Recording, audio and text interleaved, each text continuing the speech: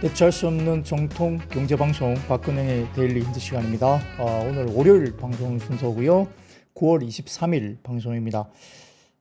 간절기에 여러분들 목감기 조심하십시오. 제가 목이 조금은 이 감기 기운이 들어온 것 같아요. 네, 아이들도 요즘에 학교에서 감기 기운 조금 있는 것 같고 간절기가 되다 보니까 이 목감기가 다시 좀 기승하는 것 같은데 저는 또 목을 많이 쓰다 보니까 더 그런 것 같습니다. 예, 양말님, 바라밀님, 예, 서보현님 오늘도 잘 부탁드리고 JJ 돌돌님, 추량님, 네, 최진욱님, 네, 같이 다 들어오셨습니다. 뭐 일상적으로 다들 늘 봐주시는 분들이라서 항상 반갑고요. 네, 늘 감사합니다. 좀 하늘은 확실히 주말 사이에 비가 오고 난 다음에 많이 높고요. 가을 하늘처럼 굉장히 높게 파랗게 보이는데 역시 좀 기온이 좀 떨어지면서 이 일교차가 좀 큰 것 같습니다. 그래서 감기 기운 역시 조심하시고요. 네, 체리 괴물님 안녕하세요. 티라미슈님 들어왔습니다. 네, 임누비 언니님 예, 반갑고요. 해바라기님 예, 안녕하십니까? 오미야님 반갑고요. 도땡칠님 네, 안녕하십니까? 네, 그리고 네, 등골아빠님도 네, 들어오셨네요. 네, 좋습니다. 시장 관련된 이야기를 바로 들어가 보겠습니다. 코스피는 3.1포인트 상승 출발 보였습니다. 2차전지 종고체 관련주 상승 출발이 앞서서 보였고요. MLCC라든지 원전, 그 다음에 종합물류, 그 다음에 전력설비와 전선, 화장품, 보톡스 관련주들이 강세 출발 보였습니다. 아마 전고체 관련해서는 오늘 삼성전기가 이슈가 좀 나왔죠. 그래서 MLCC까지 같이 움직이는 모습도 보였고요. 미국 주시장은 특별한 이슈가 부재했던 가운데 선물옵션 만기일로 인한 수급 이슈가 좀 있었습니다만 차익 실현 속에 혼조세가 나타났는데 그래도 전체적으로 그냥 무난하게 마무리가 됐던 것 같습니다. 전일 S&P 500과 다우는 신고가 경신에 따른 차익 실현 압박이 좀 나온 것 같고요. 다우는 그럼에도 불구하고 재차 신고가 경신을 했고 선물옵션 만기 매물이 좀 나온 걸로 보입니다. 자, 크리스토퍼 월러 연준 이사가 9월에 50bp 인하를 강하게 지지했다. 이 인플레 둔화 이유로 이야기를 했다고 이야기가 알려졌는데 패드워치에 따르면 11월 달에도 B컷 확률이 51%로 다시 올라왔습니다. 자, 첫 번째 말씀을 좀 주시면 네, 11월 달 B컷 관련해서 자료 좀 띄워주세요. 네, 지금 50% 이상 지금 다시 11월 달 50bp 금리 인하 가능성이 올라오고 있습니다. 자, 시장에서 바라보는 것들이 11월에 25, 그 다음에 마지막 25 이렇게 해서 50bp 정도를 예상을 지난주에는 했습니다만 시장에서 추정하는 지금 하반기 연말까지의 금리 인하 폭이 이것보다는 좀 더 높은 것 같습니다. 그래서 현재 11월 달 다시 B컷 확률이 올라오고 있는 점 역시 부각이 되고 있고요. 코스피는 별다른 지수 반전 이벤트가 부재했습니다. 그래서 대형주 특히 삼성전자를 비롯한 반도체 위주의 외국인 수급이 이탈이 지속되면서 시장은 강보합으로 들어왔는데요. 장 초반 약세를 보이던 반도체와 소부장은 SK하이닉스가 3%대 상승세를 보였고 일부 소부장 관련주들이 급등세를 보이면서 반도체가 전체적으로 안 좋았던 건 아닙니다. 삼성전자 관련된 수급이 다소 좀 매도 우위가 나타났지만 반도체 소부장이 급반등이 나왔고 하이닉스도 저가 매수에 들어오면서 꽤 좋은 상승폭을 보였다는 점 굉장히 좀 차별적으로 볼 수 있겠습니다. 자, 수급은 외국인들이 8월 23일 이후에 단 2거래를 제외하고 현물 순매도 지속 쪽에 있고요. 대형주 순매도 지속에 지수 상방은 제한됐습니다. 자, 레거시 관련된 반도체 업황 우려 때문에 삼성전자 PBR 역시 역사적 저점 부근까지 와 있는데 반전 이벤트가 삼성전자가 조금은 수급 적으로는 부정적인 분위기가 나타나고 있고요. SK하이닉스는 반면 저가 매수에 유입되면서 반등세가 나오고 있는 모습입니다. 헬스케어 같은 경우는 금리 인하 기대감에 역시 강세를 보이고 있는데 삼성바이오로직스가 52주 신고가가 나왔고요. 3일제약도 CMO 관련된 기대감 속에 52주 신고가 나오면서 3일제약 상승폭이 최근에 굉장히 높게 나타나고 있습니다. 셀트리온도 일단 플러스권에서 유지가 됐고요. 장중 20만 원을 훨씬 훌쩍 넘는 21만 원대 넘는 강세를 보이기도 했습니다. 엔터주 같은 경우는 하이브가 52주 신저가가 나왔는데 역시 뉴진스, 미니진, 하이브 간의 갈등 봉합 기간이 열심히 다가오고 있어서 약간 우려가 아직 있는 것 같아요. 아직까지는 이 관련된 불확실성이 굉장히 강하게 남아있다 볼 수 있습니다. 전고체 관련 섹터는 삼성전기가 초소형 전고체 배터리 세계 최초 개발했다는 소식입니다. 이게 웨어러블 디바이스 기기 관련된 전고체이고요. 2차 전지 전기차 전고체는 아닙니다. 그래서 웨어러블 온 디바이스 관련된 쪽 관련된 초소형 전고체 배터리 세계 최초 개발했다. 그러면서 코스닥 내에서도 관련주가 동반 상승하는 모습을 보이기도 했습니다. 그 외에도 전기요금 관련해서 한전이 4분기 전기요금 동결 소식이 전해졌습니다. 연료비 조정 단가에 플러스 5원 정도 유지가 됐는데요. 수익성 개선 기대감이 축소되면서 상당히 좀 아쉬운 실망 매물이 크게 쏟아지기도 했습니다. 9월에 가장 큰 시장 변동성 포인트로 주목됐던 FMC인지 BOJ가 지난주에 어느 정도 마무리됐고요. BOE 등도 주요국의 9월 금리 결정 단행이 어느 정도 마무리가 됐기 때문에 큰 변동성은 변수는 지나갔다고 볼 수 있겠습니다. 코스닥은 B컷 이후에 코스피 대비 아웃퍼폼을 계속하고 있는 상황이고 6거래일 연속 상승세를 보이고 있습니다. 외국인과 기관 수급이 유입되면서 오늘 같은 경우는 반도체 소부장 급반등했고요. 2차전지 관련된 소재 업종들도 강세를 보였습니다. 한편 알테오젠 등 제약바이오는 일부 차익 실현으로 잠깐 쉬어가는 모습인데 알테오젠은 뭐 투자 경고 소식 관련해 이루어지면서 당분간 이 해제되기 전까지는 조금 소강 국면이 될 수도 있겠지만 아직까지는 뭐 알테오젠, 리가켄바이오 그렇게 부정적인 이슈가 나온 건 아직은 없어 보입니다. 적은 조업 일수에도 불구하고 9월 1일부터 20일까지 화장품 수출이 전년비 2.2% 상승 그리고 전 월비로는 19.2% 상승했다는 소식에 일부 화장품주가 급등하기도 했습니다. 코스메카 코리아, CNC 인터내셔널, 아이패밀리 SC, 펌텍 코리아 뭐 이런 쪽도 상당히 강세 나타났고요.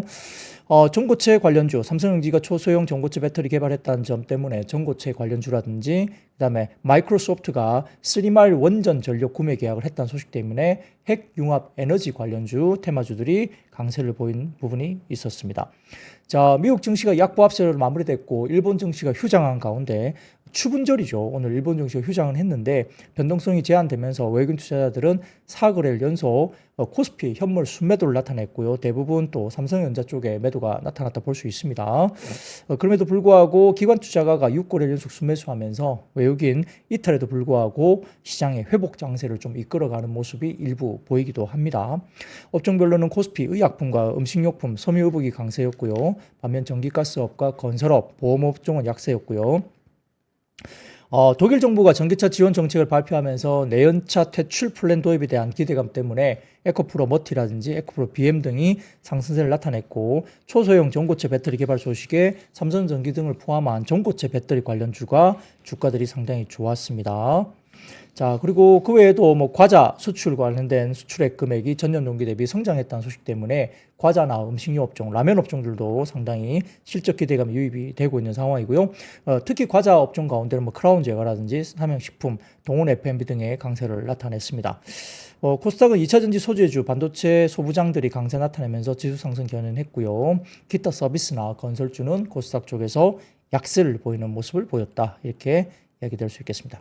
시장은 그래도 그런 만큼 종목별, 섹터별로 개별적으로 움직이는 종목들은 그래도 어느 정도 수익을 내고 있는 부분이 있어서 전체적으로 상당히 제한된 수급 가운데 업종 전체적으로 움직이기보다는 개별단 그리고 종목단으로 상당히 움직임이 그래도 활발하게 나타나고 있다고 볼 수도 있겠네요. 네, 뭐 관련된 시장 이야기는 여기까지 정리를 할 수 있겠고요. 뭐 특별한 매크로 지표는 오늘 없었으니까 그냥 이 부분은 오늘은 스킵을 해도 될 것 같습니다. 네, 탈감님, 예, 들어오셨고요. 뭐 상당히 좀 최근에 보이시던 분들이 여전히 많이 들어오시네요. 로드 만데스님, 예, 만데니스님, 로드 만데스님, 데니스님, 예, 안녕하세요. 쭉 들어오신 분들 중에 좀 안 보이시던 분들이고요. 매일 행복님도 안녕하십니까? 새로 들어오셨네요. 네, 그리고 미니 배짱님, 예, 주식처럼 부장님 목소리가 저기압이시네요. 감기 조심하세요. 네, 조금 뭐 더 톤을 올릴 수도 있겠지만은 방송을 계속 해야 되는데 주초라서 너무 오버하면 또 목이 갈까봐 좀 조심을 하고 있습니다. 제가 방송 중에 오늘은 물도 좀 마셔가면서 해야 되니까 조금 양해를 부탁드리겠습니다. 뭐 그 외에도 네. 개굴님, 네, 내일 장 끝나치고 밸류 프로그램 발표한다는데 분위기가 도움이 될 것 같습니까? 라고 물어보시는데 도움이 되겠죠. 근데 상반기에는 밸류 프로그램 관련돼서 뭐 금융주라든지 지주사 뭐 그다음에 자동차 이쪽으로 수급이 쏠렸다고 본다면, 집중됐다고 본다면 밸류 프로그램 지수 발표가 되고 나면 아마 이게 쏠린다기보다는 아마 좀 확산이 될 가능성이 크습니다. 그래서 오히려 중소형 가치주들, 밸류 관련된 중소형 가치주들의 움직임이 활발하게 이루어지지 않을까. 그래서 상반기만큼 물론 금융주나 뭐 지주사, 뭐 자동차 좋겠죠. 대부분 다 좋긴 한데 상반기에 어떤 그런 수급이 쏠린 것보다는 조금 다른 쪽으로 확산이 되지 않을까. 그래서 중소형 가치주를 찾자 이런 이야기가 뭐 시장에서는 계속 나오고 있기 때문에 상반기만큼 이런 금융주의 급등각 이거는 조금 아닐 수도 있다. 오히려 확산되면서 중소형주를 찾자라는 이야기가 나온다는 점에서 그런 부분들도 조금은 저희가 좀 지켜봐야 되겠죠. 전우미님, 부장님, 부산에서 너무 에너지 소모가 크셨나 봅니다. 말씀하시는데, 뭐, 그것보다는 주말 사이에 조금 제가 목이 좀 안 좋아진 것 같아요. 그리고 뭐, 아이들도, 뭐, 둘째가 또 이렇게 감기가 또 있기 때문에 아마 같이 있다 보니까 조금 그런 것 같습니다. 뭐, 크게, 뭐, 너무 염려하실 부분은 아닌데요. 이렇게 말씀 주시니까, 네. 전반적으로 상당히 좀 감사한 말씀도 드리고요. 수시아님, 안녕하십니까? 말씀 주시네요. 네. 원래 버핏님, 간만에 들어왔습니다. 말씀 주시는데, 반갑습니다. 자주 들어오십시오. 네. 안녕하세요, 부장님. 결국 해운대 번개는 못 하신 건가요? 애플망고님 말씀 주시는데, 저희 지금 이거, 이틀 전 그 자료 보시면은, 해운대 번개 성공적으로 끝냈고요. 그리고 어제 금요일 날 방송에 해운대 번개에서 오셨던 분이 저희 스튜디오까지 찾아오셔가지고 부산에서 올라오셔서 깜짝 스튜디오 이 방송 출연까지 하셨습니다. 한번 찾아보시면 될 것 같고요. 박호이님, 부장님 CEO 주셨네요. 네, 반갑습니다.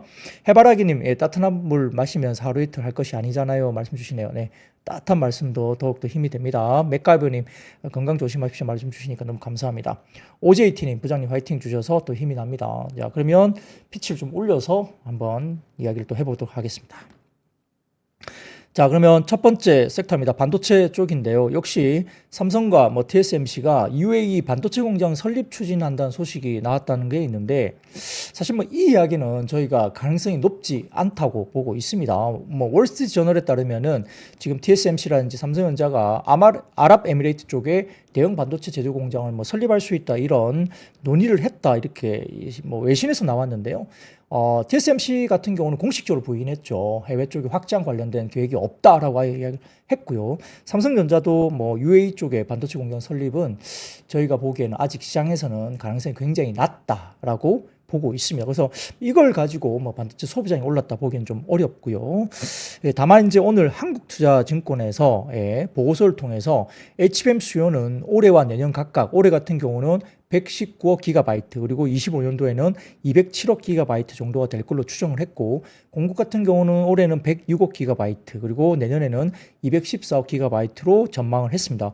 그러다 보니까 수급률 같은 경우는 올해 같은 경우에는 수급률이 마이너스 10.5%로 심각한 공급 부족이 나오는데 25년 같은 경우는 3.1% 정도로 수급률이 조금 나아지긴 합니다만 최근에 올해의 쇼티지를 감안한다면 그리고 여전히 약간의 수율 문제가 여전히 내년에도 있을 수 있다는 걸 감안한다면 역시 공급 과잉에 따른 뭐 가격의 폭락 이렇게 모건 스탠리 같은 윈터 드립, 겨울 드립 같은 경우는 그런 것은 근거가 굉장히 약하다. 그리고 오히려 공급 부정으로 추정할 수 있다고 상당히 계속적으로 반도체 업황에 대한 긍정적인 이야기를 하고 있습니다.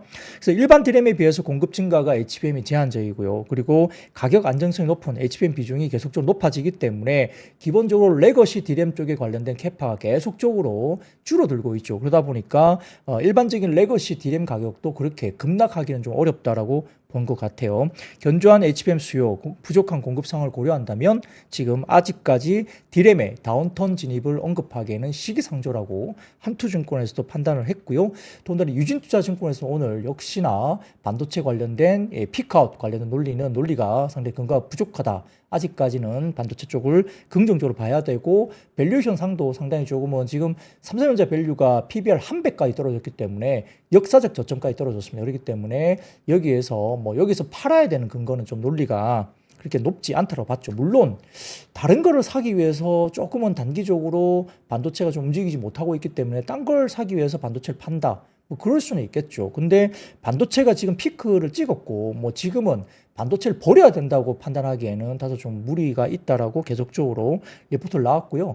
모건스탠리 윈터 드립, 그러니까 겨울 드립과 반대적으로 어제 지난번에도 말씀드렸던 노무라에서도 그 관련된 겨울 드립에 대한 반박 리포트가 나왔다고 제가 금요일 날 말씀을 드렸었고, 국내외 여러 증권사들이 그 모건스탠리에 관련된 리포트를 반박하는 자료들이 계속 나오고 있습니다.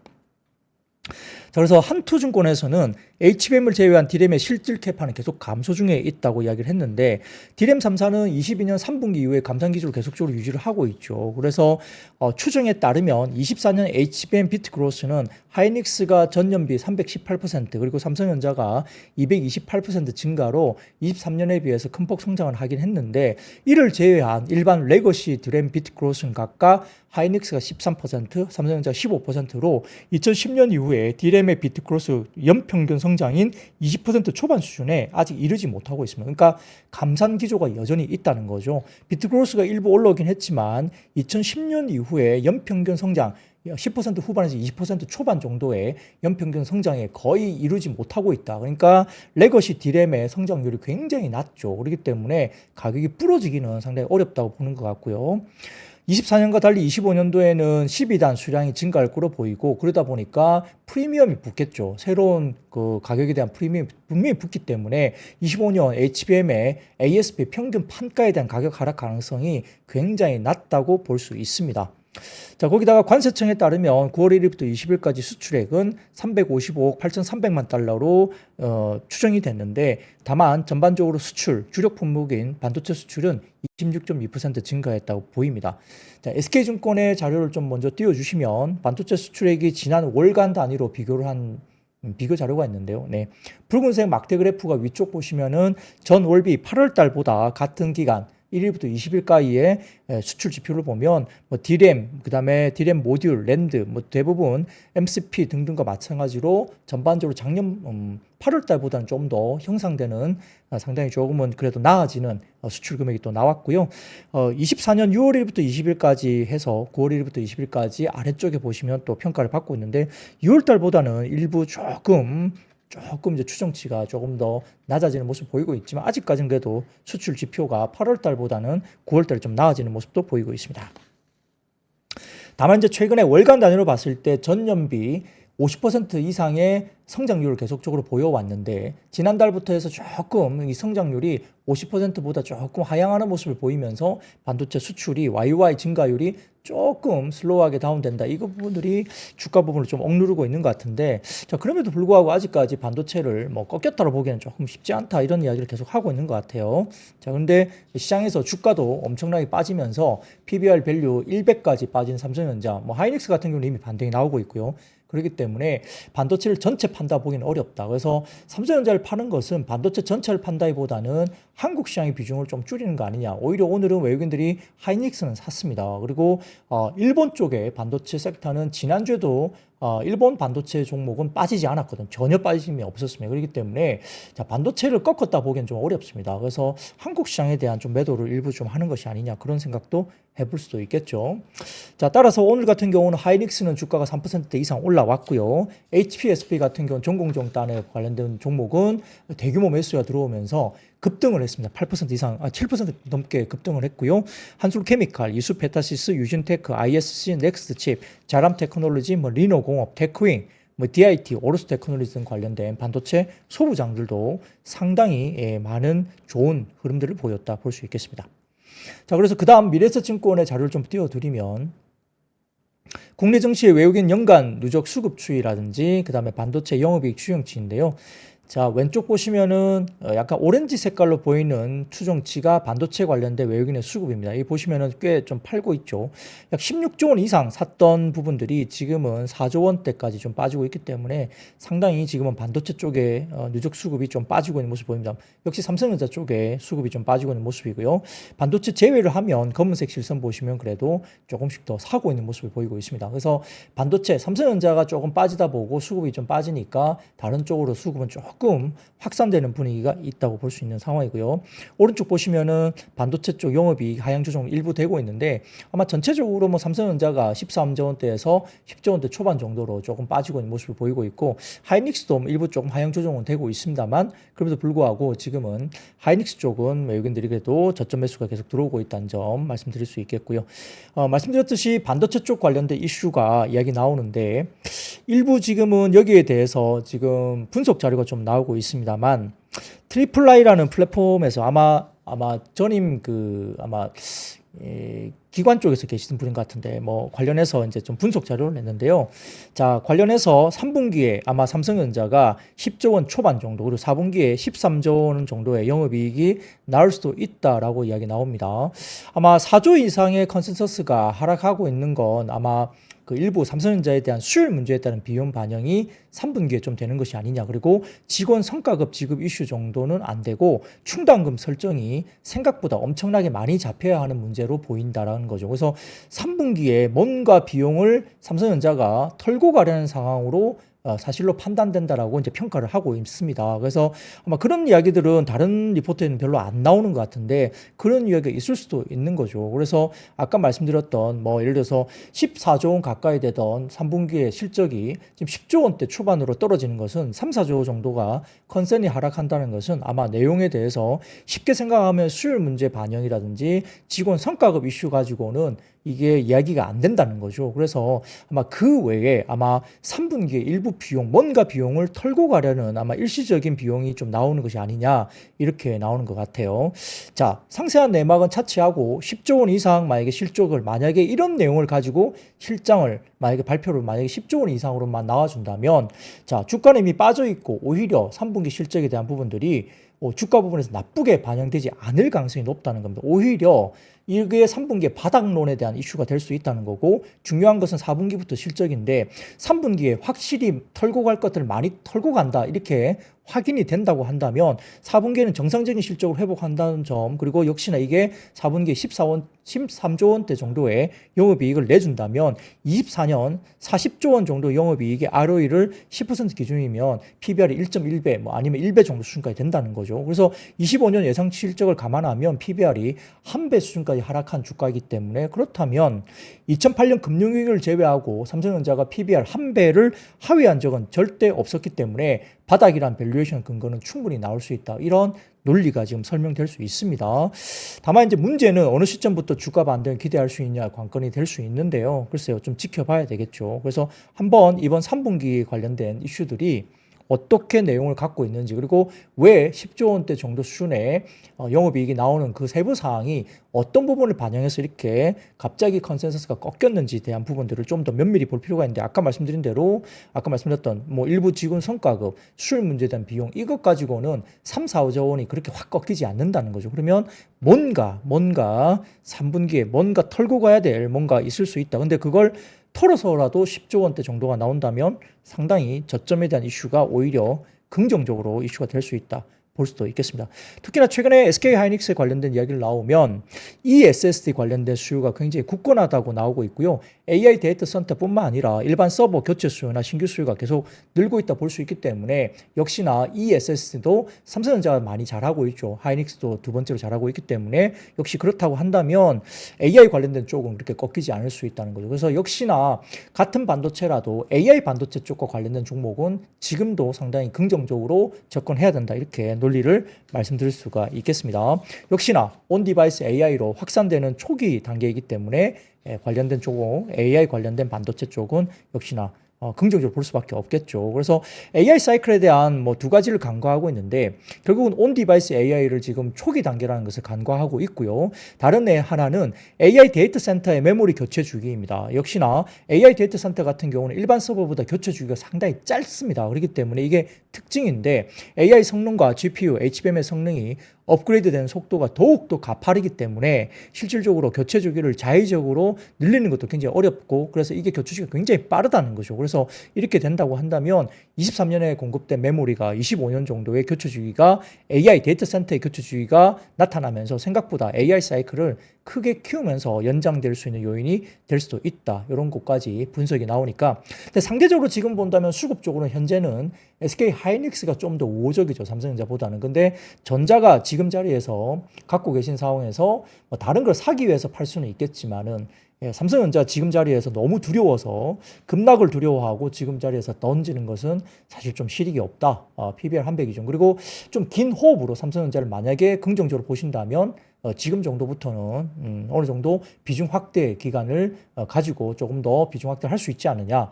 실질적으로 다음 주에 마이크론 실적이 발표가 나오는데 공급과 관련된 이슈가 좀 더 제한적인 공급의 이야기가 나온다면 사실은 반등의 빌미가 될 수 있다는 거죠. 그래서 지금 마이크론도 별로 안 좋아요. 실적 분위기가 별로 안 좋기 때문에 주가 부분도 마찬가지고요. 그래서 마이크론의 실적 변수가 상당히 조금은 다음 주에 반도체에 대한 변곡점이 혹시 될 수 있을까라고 꼭 체크를 해보셔야 될 것 같습니다.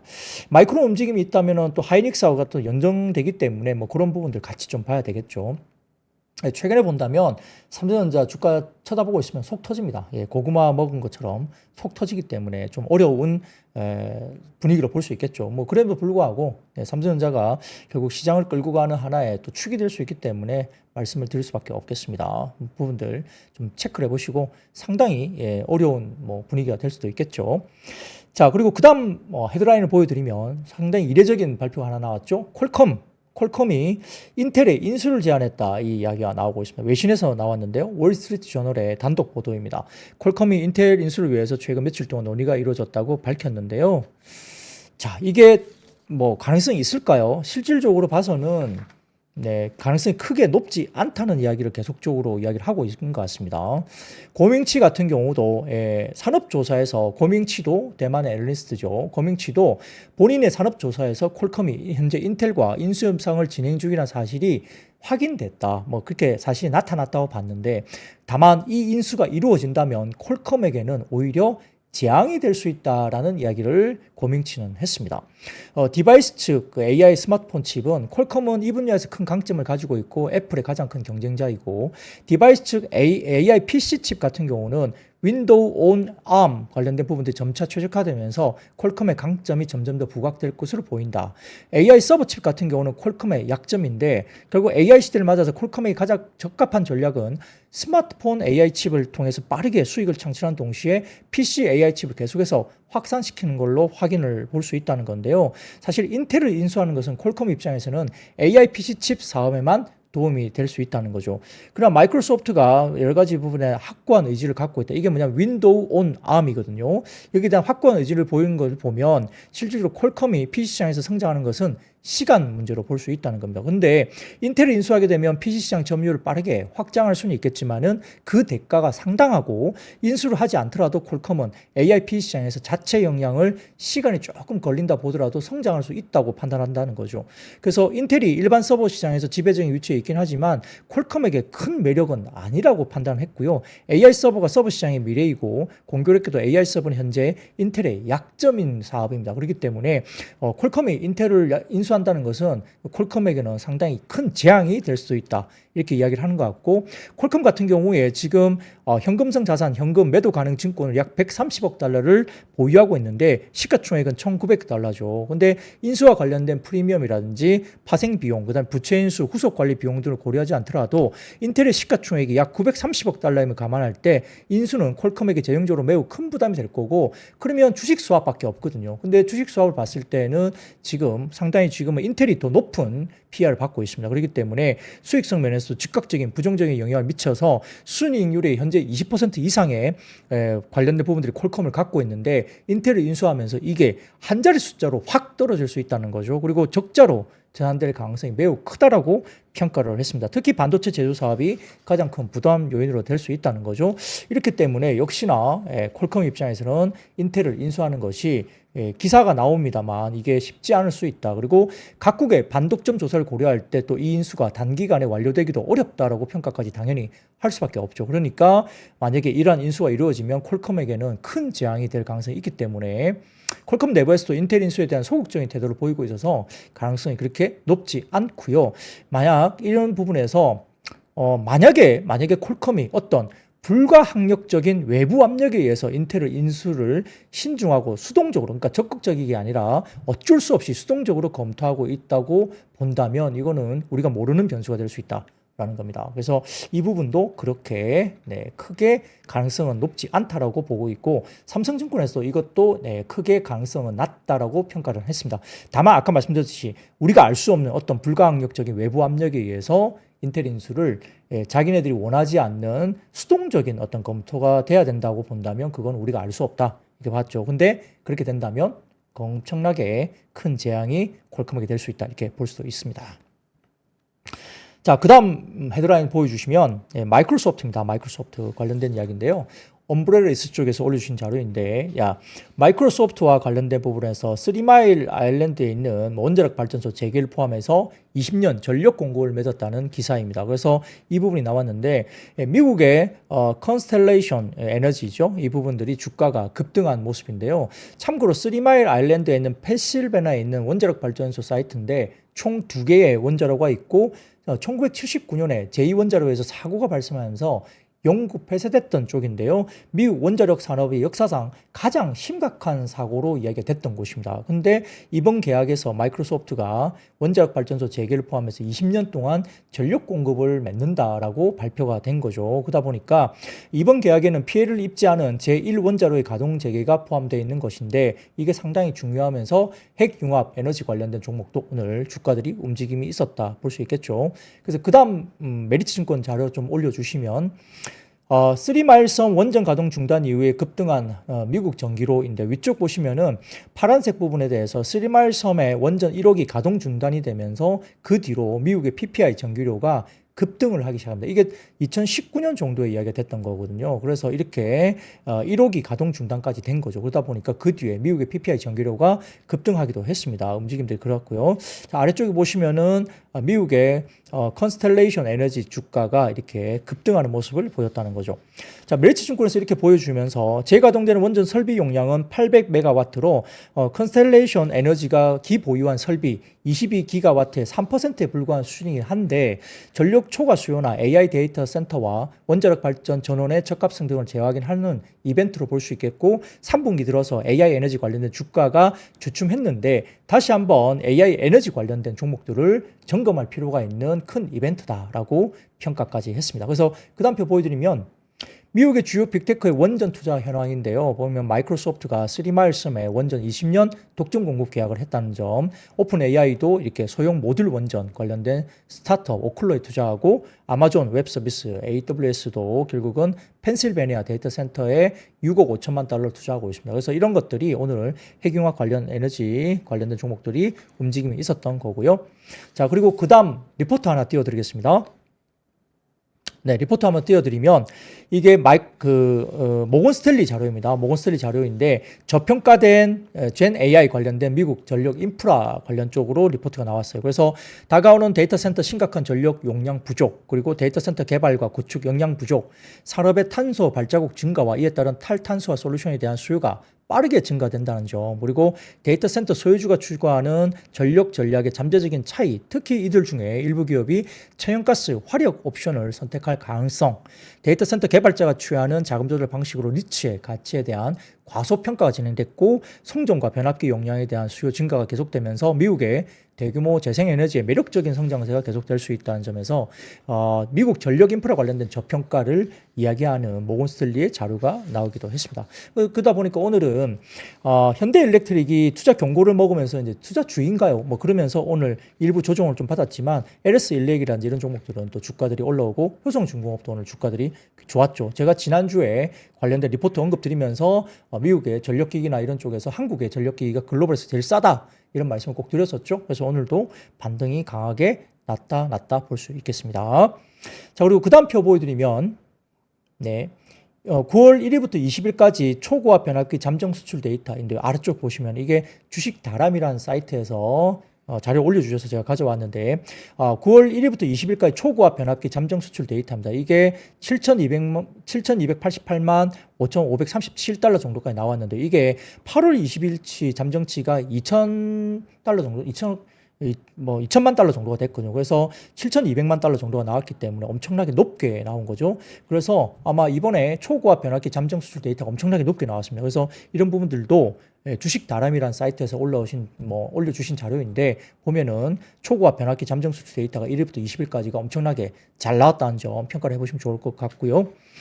더군다나 지금 이수페타시스가 롯데에너지 머티리얼즈와 인공지능 AI와 네트워크 인쇄 회로 기판 PCB 핵심 소재인 초극조도 동박 공급에 관한 MOU를 체결했다는 점, 이것도 부각이 되면서 역시 AI 및 네트워크 PCB용 고부가치 제품을 공급한다 이슈가 생기면서 이수페타시스가 오늘 상당히 좋은 모습도 보였다 이렇게 볼 수 있습니다. 그래서 AI형 고성능 고다층 PCB 제품의 수요 증가라든지 이런 것들이 결국은 AI 제품과 관련된 AI 반도체, 그 다음에 AI PCB 이런 쪽도 주목을 받을 수밖에 없다는 점 다시 한번 지켜볼 필요가 있겠습니다. 긍정적으로 충분히 접근 가능하다 볼 수 있겠습니다. 자, 그리고 아까 말씀드렸던 AI 시대 전력 수요 폭증에 따른 수요 기대감 관련해서 지금 아까 보여드렸던 초고압 변압기 잠정 수출 데이터가 엄청나게 좋았다 말씀을 드렸고요.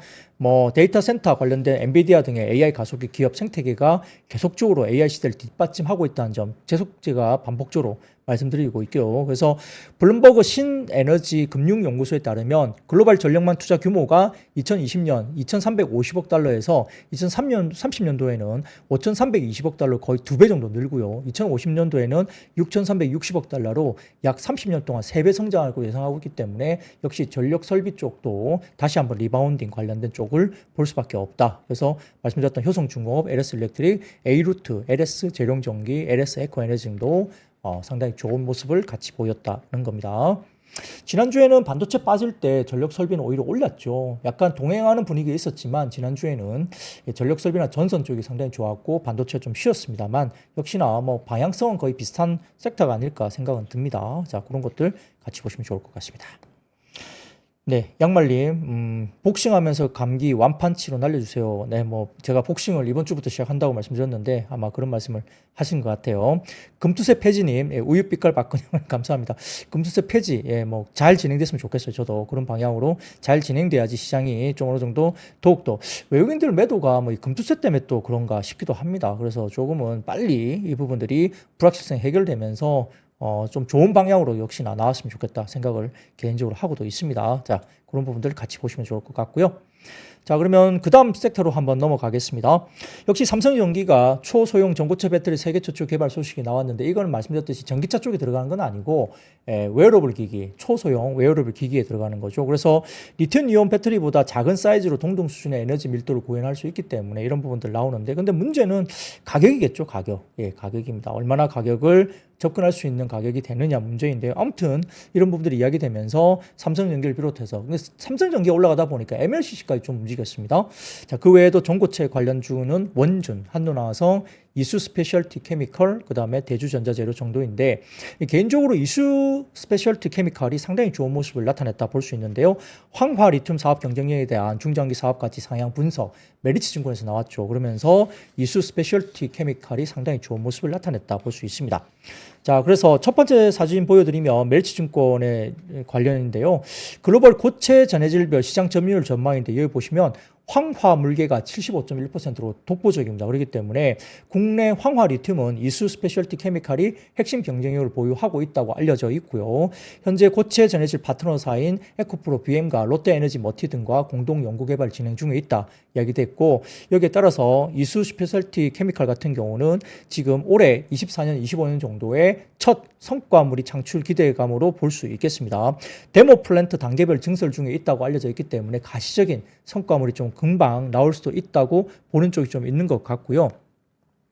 자, 관련해서 생산 캐파는 올해 기준으로는 40톤 정도가 되는 것 같고 27년 추정은 800톤까지 올라갈 걸로 보이고 2030년에서 35년 추정은 2만 톤 이상으로 보는 것 같습니다. 그래서 중장기 매출액 추정은 이수 스페셜티 케미칼이 2030년 975억 원에서 2033년 3,600억 원 그리고 2035년도에는 1조 1,000억 원까지 아마 올라갈 것으로 보는 것 같습니다. 그래서 그 다음 표 보여드리면 글로벌 전고체 전지 예상 생산 캐파인데요. 당장은 아닙니다만 27년 정도부터는 캐파가 올라오면서 2035년까지 급박하게 올라갈 걸로 보이고 글로벌 황화 리튬 수요 전망도 가장 큰 이제 포지션을 차지하고 있기 때문에 지금은 75% 이상이 황화 리튬계로 볼 수 있겠습니다. 그래서 이런 것들도 좀 참고로 해보시면 좋을 것 같아요. 그래서 아마 오늘 이수 스페셜티 케미칼이 가장 눈에 띄게 한동화성도 뭐 물론 그렇긴 하지만 아마 이 종목이 좀 더 생각보다 많이 눈에 띈 것이 아니냐 볼 수 있습니다. 그래서 삼성 SDI가 27년 정도 그리고 2030년도가 LG 에너지솔루션이기 때문에 뭐 그런 시기적인 흐름들이 조금 몇 년 남아 있지만 단계적으로 이렇게 갈 수 있다 볼 수 있겠죠. 그래서 지금 MOU 체결이라든지 구체적인 어떤 뭐 연구 결과물들이 나올 수 있는 가능성이 높다라고 평가를 받고 있는 것 같습니다. 자, 그 다음에 세 번째입니다. 2차 전지주가 오늘 좀 올라오기도 했는데요. 자, 오늘 특이한 것은 2차 전지 관련해서 상당히 좀 비관적으로 언급했던 유진투자증권의 하우스에서 이례적으로 오늘 보고서를 통해서 코멘트를 또 통해서 배터리 관련 비유 변화를 공지했다라고 이제 코멘트를 했습니다. 그래서 변화 방향은 긍정적으로 2차 전지를 본다는 기본적인 배터리 관련된 비유를 바꿨다라는 코멘트를 또 내기도 했어요. 굉장히 이례적인데 변화 이유는 역시 독일의 구매 보조금 제도의 가능성이 높아진 부분에 대해서 언급을 했습니다. 그래서 자, 그다음 사진을 좀 보여주시면 유진투자증권 자료인데요. 자, 긍정적으로 보는 이유는 독일의 이구안심 보조금이 도입되면 독일 시장이 올해 18% 역성장, 마이너스 18% 역성장에서 내년에는 19% 이상 성장으로, 플러스 성장으로 간다. 그리고 어려워진 완성차 업체들 도와주는 우선 정책이 전기차 확대라는 점, 그리고 독일의 보조금 축소와 폐지가 있으면서 여타 국가들이 따라한 것처럼 같은 효과가 발생할 거로 본다는 거죠. 그래서 상당히 이례적으로 지금 유진투자증권이 2차 전지를 꺾었었는데 오늘은 뷰를 완전히 바꿨다 이런 이야기를 했습니다. 그래서 남아있는 리스크는 EU의 CO2 배출 규제 조정 가능성, 그리고 두 번째 미국 대선, 세 번째 K배터리 업체들의 전반에 올해 3, 4분기 단기 실적이 부진하다는 점이 남아있는 리스크인데, 자, 그런데 아마 전기차 보조금 제도입 독일 쪽의 어떤 보도사항은 유럽 시장의 턴어라운드를 알리는 매우 중요한 모멘텀으로 본다는 거고요. 그래서 아직 뭐 미국 쪽에 리스크가 일부 남아있지만 사실 미국이 트럼프 관련된 이슈가 된다 하더라도 IRA 전면 철폐가 어렵기 때문에 큰 틀의 변화는 없다고 봐야 된다는 거죠. 저도 동감을 합니다. 그래서 아까 말씀드렸던 독일 기점으로 유럽 전기차 시장이 20% 전후의 연간 성장을 이어가기 때문에 아마 한국 배터리 업체들의 전반적인 긍정적인 이슈가 될 수 있고요. 물론 3, 4분기 실적은 굉장히 별로일 거다는 거죠. 지금 뭐 소재주들도 지금 아마 전반적으로 봤을 때는 좀 실적이 별로일 건데, 근데 지금 뭐 올해가 한 서너 달밖에 안 남았잖아요. 근데 지금 상태에서 하반기를 놓고 보다는 내년을 보고 주식 투자를 할 수밖에 없는 상황이기 때문에 지금은 국내 배터리 업체들의 가치를 3, 4분기 실적을 놓고 재단할 때는 아닌 것 같다. 그래서 25년, 26년도 턴어라운드가 된다 했을 때 종목을 좀 선택하는 게 맞지 않느냐 이런 생각을 하고 있습니다. 근데 다만 너무 하이 밸류에이션을 받고 있는 종목보다는 다소 조금은 매수 관점에서 일부 그런 종목을 제외하고 실질적으로 너무 하이 밸류에이션 종목을 말고 뭐 예를 들어서 셀업체 같은 경우도 마찬가지고요. 그 다음에 일부 종목들 보면 조금은 어느 정도 접근 가능성이 있는 2차 전지 쪽이 되지 않느냐 이런 이야기를 하고 있는 것 같습니다. 예, 셀업종은 나쁘지 않을 것 같아요. 예를 들어서 뭐 삼성 SDI나 LG 엔솔 같은 경우도 크게 나쁘지 않을 것 같아서 그런 부분들, 네, 그렇죠. 예, 캐리온님, 병화형 큰 결심한 거? 그럴 수도 있습니다. 큰 결심했을 수도 있죠. 모르겠습니다. 일단 뷰를 바꿨다는 특이한 점 말씀 좀 드려봤고요. 자, 그 다음 섹터입니다.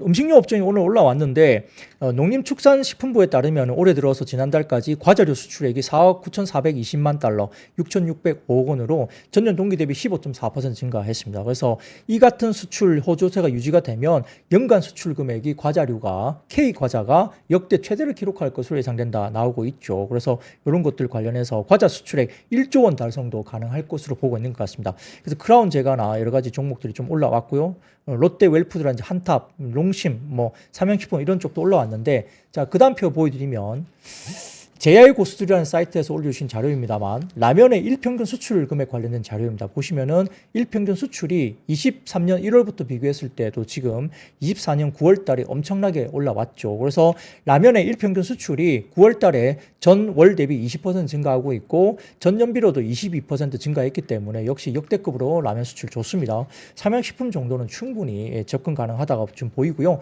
PR 기준으로 봤을 때 내년 실적 기준 10배 정도밖에 안 되기 때문에 삼양식품 좀 긍정 정도로 봐도 되지 않을까 이런 생각도 해볼 수 있겠습니다. 자, 그리고 미국 정부가 2027년식부터 커넥티드 차량의 자율주행 차량의 중국산 소프트웨어 금지 소식 때문에 자율주행 관련주, 국내 자율주행 관련주들이 일단 오늘 긍정적인 모습을 보였다. 이것도 볼 수 있겠고요. 그리고 내년 1분기에 또 테슬라가 FSD 관련된 쪽 중국 쪽의 서비스가 기다리고 있기 때문에 이런 것들도 긍정적인 흐름들이 반영을 할 수도 있겠고요. 자, 그 다음입니다. 지난주 제가 금요일 날 방송 중에 드렸던 미국의 항만 노조 파업에 따른 글로벌 공급망 위기 가능성 부각, 이것 때문에 해운과 종합 물류, 특히 STX 그린 로지스가 급등을 했는데요. 자, 다시 한번 헤드라인 띄워드릴게요. CNBC 헤드라인입니다. 자, 11월 미국 대선을 앞두고 아마 10월 1일에 아마 항만 노조가 파업을 할 수 있는데 미국의 30여 개 항만 노동자가 파업에 돌입할 가능성이 높다고 보입니다. 그래서 9월 30일까지 관련해서 합의에 이르지 못하면은 노조원 25,000명이 파업에 나설 예정이기 때문에 이 부분은 상당히 좀 부정적인 이슈가 될 수 있죠. 1977년 이후에 최초의 노조 파업이 준비되고 있다고 볼 수도 있겠습니다. 그래서 이렇게 되면 상당히 좀 위태로운 부분들이 나올 수 있기 때문에 물류 비용이 커지는 부분들이 분명히 나올 수 있죠. 그래서 공급망 혼란 이런 부분들이 있을 수 있어서 아마 종합 물류 관련된 종목들이 좀 올라왔고요. 더군다나 주말 사이에 이스라엘과 레바논 무장정파 헤즈볼라의 교전이 가자지구 전쟁 발발 이후에 최대 규모로 격화됐다 이런 이야기가 나오면서 이런 부분들도 물류라든지 해운 쪽 종목들을 다소 조금은 굉장히 자극한 이슈가 아니냐 싶고요. 더군다나 한투증권에서는 지금 SCFI는 지난주 5주 연속 하락세를 보였지만 그럼에도 불구하고 HMM 이익은 CCFI와 동행을 하기 때문에 실질적으로 CCFI 평균은 3분기가 2분기 대비 40%나 상승했기 때문에 3분기 실적 발표 전에 여러 가지 영업이익이 컨센서스 1조 원을 HMM이 무난히 달성할 것으로 예상되면서 최근에 주가가 많이 조정받은 상태라면 단기 트레이딩 기회가 있다라고 봤습니다. 마지막으로 데이터 센터 열관리 기술 관련된 액침 냉각 시장 확대, 이거는 반도체 쪽, 엔비디아 쪽도 마찬가지죠. 액침 냉각 관련해서 교부증권이 리포트를 내면서 관련된 한중 엔시스나 유니셈, 3S, GST 관련된 종목들도 주가들이 올랐다는 점 마지막으로 설명드리겠습니다. 자, 오늘 준비한 이야기는 여기까지입니다. 여러분 내일도 웃으면서 뵙겠습니다. I see you. 박근영, 이선영, 사경인, 염승환 투자 마스터들의 세심한 케어로 건강한 투자 습관을 만드세요. 3프로 멤버십 3프로 앱에서 확인하세요.